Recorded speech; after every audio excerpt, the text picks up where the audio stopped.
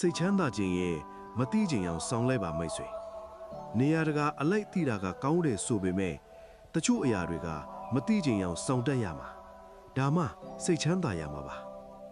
တင်မရှိရင်မဖြစ်ဘူးဆိုတာလောကမှာမရှိဘူးနေအလင်းရောင်တစ်ခုတည်းနဲ့ကဘာကြီးလင်းနေရင်ညဆိုတာဖြစ်လာမှာမဟုတ်ဘူးလေဘဝမှာနေရာတကာလိုက်ပြီးတွေးပေးနေရင်ကိုယ်ပဲပင်ပန်းရလိမ့်မယ်လွတ်ချတဲ့အရာတွေကိုလွတ်ချတတ်အောင်သင်ယူပါဆွဲထားသမျှပူလောင်နေရင်အဲ့ဒီရက်ဝန်းမှာကြာမနေပါနဲ့မလူအပ်တော့ဘူးဆိုရင်တိတာစွာပလန်းလဲတတ်တာလူတဘာဝပါဒါကြောင့်မှန်နေရင်တောင်မငင်းနဲ့တိတ်ဆိတ်နေချင်းကပညာပါမြင်နေရင်တောင်မပြောဘဲနေရမယ့်အနေထားဆိုရင်မတိချင်အောင်စောင့်ထားလိုက်ပါတချို့တွေကစေတနာရဲ့တန်ဖိုးကိုနားလည်မှာမဟုတ်ဘူးဘဝမှာအများကြီးပေးလို့အများကြီးပြင်ရတာဆိုလို့မေတ္တာပဲရှိတယ်ဒါပေမဲ့မေတ္တာနဲ့မထိုက်တန်တဲ့သူကိုပေးမိတဲ့အခါပြန်ရတာကနောင်တဆိုရင်အဲ့ဒီနောင်တအပေါ်ဒေါသဖြစ်ချင်းကြောင့်ပေးဓမ္မမေတ္တာတွေက